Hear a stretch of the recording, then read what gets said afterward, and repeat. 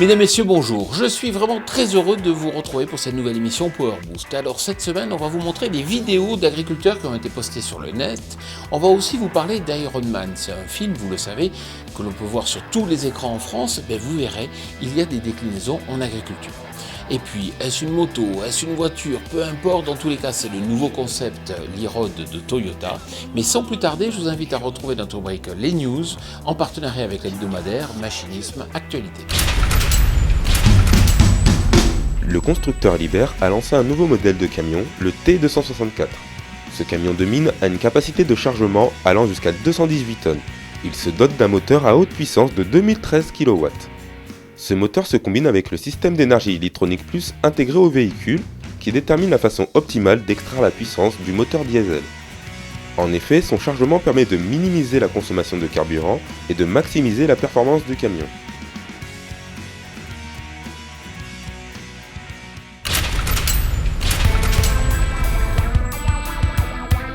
Le groupe Manitou a réalisé un chiffre d'affaires au premier trimestre 2013 de 272 millions d'euros, soit une baisse de 14% par rapport à la même période en 2012. Les prises de commandes au premier trimestre restent cependant soutenues. Manitou confirme que son chiffre d'affaires 2013 sera égal à celui de 2012. La division manutention tout-terrain, avec un chiffre d'affaires de 171,9 millions d'euros, enregistre un retrait de 22% par rapport au premier trimestre 2012.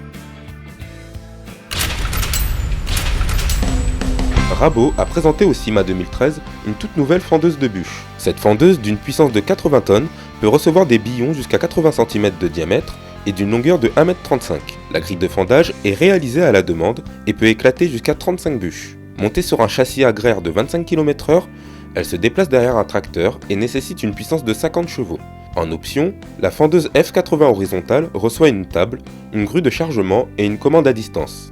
Cette machine est actuellement en phase de lancement et ne dispose pas encore d'un prix public.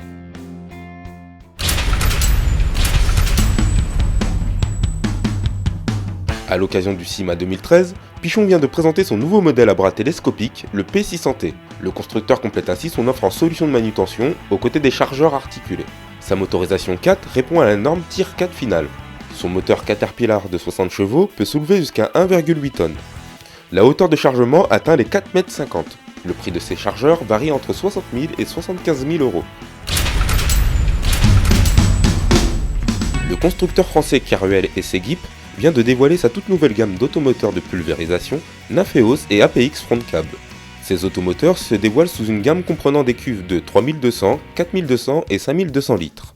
Ils se dotent par ailleurs d'un moteur Deutz d'une puissance de 180 à 245 chevaux et de rampes aluminium ou acier de 24 à 44 mètres.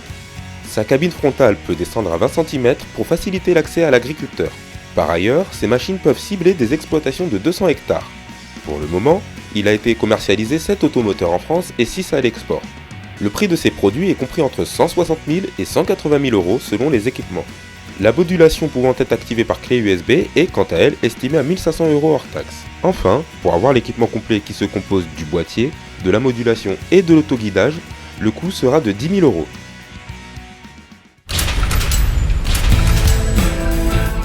Caterpillar lance son nouveau smartphone, le CatPhone B15. Celui-ci fonctionne sous le système d'exploitation Android 4.1.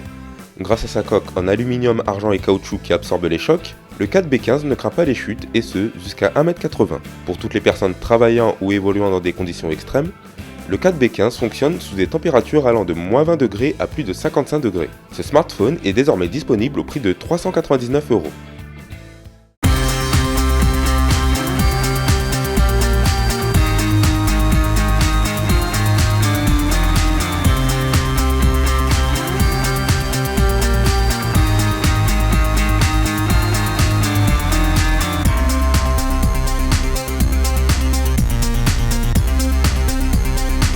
Peut-être avez-vous vu le dernier opus d'Iron Man au cinéma.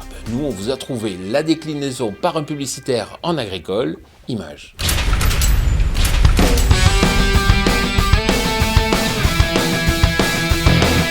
Vous n'avez sans doute pas raté actuellement la sortie du dernier opus d'Iron Man au cinéma. Dans ce film, Robert Downey Jr. incarne ce héros d'acier qui laisse, figurez-vous, entrevoir les premières ébauches d'un nouveau genre de publicité pour le machinisme agricole. En effet, certains fabricants élaborent des spots publicitaires mettant en scène des machines plus élaborées d'un point de vue technique et esthétique. On peut en voir l'exemple à l'image avec le constructeur Horsch et son emblème publicitaire InnoFalcon lancé durant l'été 2012. Ce faucon robotisé est à concentrer des différentes machines agricoles que la marque commercialise. On voit notamment que les ailes représentent les rampes de pulvérisation.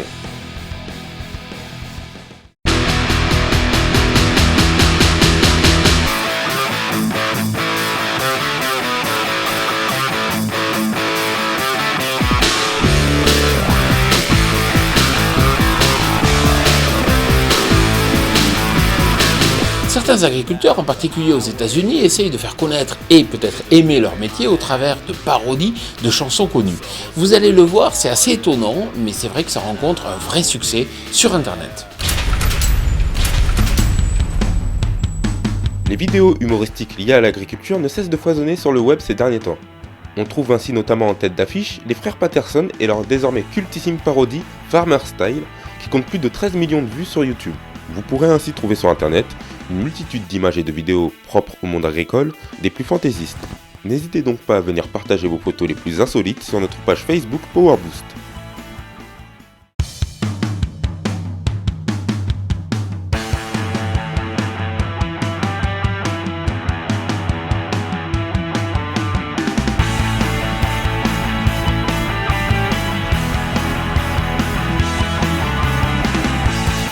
On vous l'avait dévoilé en avant-première il y a déjà quelques mois, ça y est, Noremat commercialise son nouvel automoteur, il s'agit du VSV.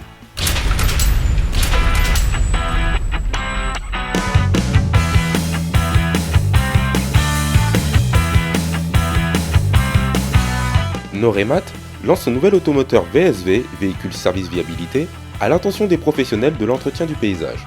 Cet appareil aux multiples fonctions s'utilise entre autres pour les opérations de fauchage, de débroussaillage ou encore de collecte de l'herbe coupée.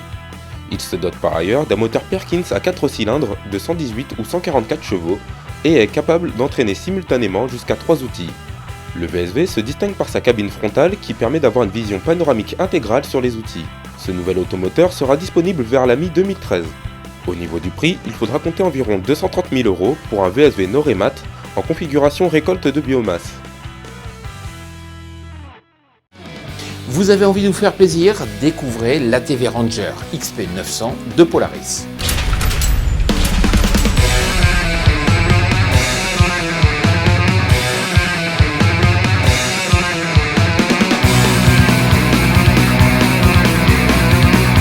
Polaris vient de lancer son nouveau Ranger XP900.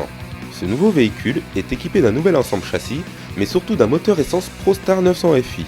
D'une puissance de 60 chevaux, ce dernier permet de tracter jusqu'à 907 kg et de charger jusqu'à 454 kg hors route. Grâce à son alternateur de 55 A, le XP900 est prévu pour recevoir une multitude d'accessoires tels qu'une débroussailleuse, un pulvérisateur ou encore une brosse de nettoyage. Par ailleurs, il est à relever que le Ranger est homologué 3 places et qu'il dispose de nombreux équipements de série comme la transmission intégrale, son différentiel ou encore sa suspension arrière indépendante.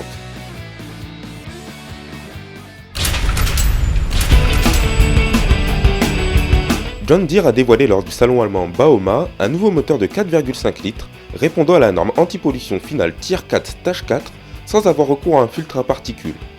D'une puissance de 75 à 140 chevaux, le moteur PowerTech PWL est doté du système de réduction catalytique sélective, d'un catalyseur d'oxydation diesel et d'un système de recirculation de gaz d'échappement. Pour les autres moteurs, John Deere équipera les versions de 48 à 74 chevaux d'un ensemble DOC DPF sans EGR refroidi ni SCR.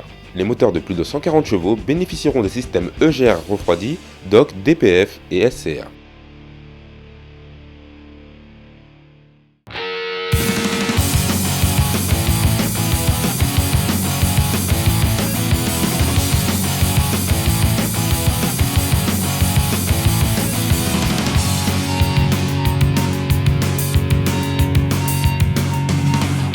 Le pâturage a le vent en poupe parce qu'effectivement, il présente des avantages économiques et écologiques.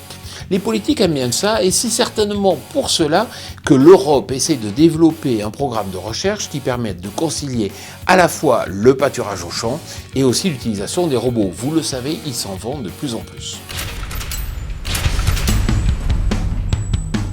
Le recours aux robots de traite au sein de l'Union européenne semble être sujet à discussion. Bien que ces technologies participent à réduire la pénibilité du travail des fermiers, elles posent tout de même la question du pâturage. Ces robots contribuent le plus souvent à une diminution de la part pâturante, car leurs opérations de traite ne s'effectuent que dans les étables. Il est alors impératif de travailler au développement des machines de traite qui puissent s'insérer au mieux dans des systèmes de production liés au pâturage. Si je vous parle d'un véhicule électrique à 3 roues, bien sûr, vous allez me citer le Twizy de Renault. Aujourd'hui, il existe aussi un nouveau concept, il s'agit de l'e-Road, présenté par Toyota.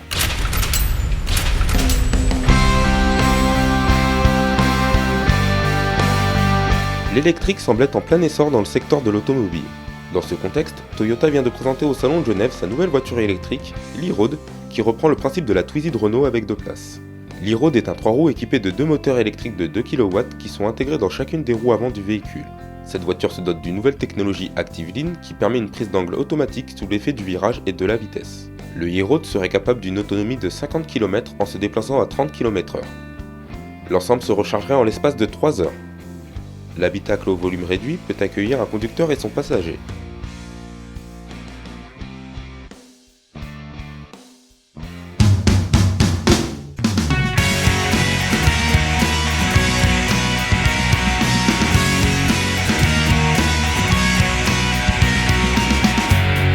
Vous aimez l'innovation? Je vous conseille la lecture de notre média partenaire Agriculture et Nouvelles Technologies. Vous pouvez retrouver tous ces articles passionnants sur internet www.agriculture-nt.com. Voilà, Power Boost, c'est terminé. Notre prochaine émission sera tournée dans l'hémisphère sud, au Chili. Mais d'ici là, je vous souhaite bien sûr une très bonne semaine.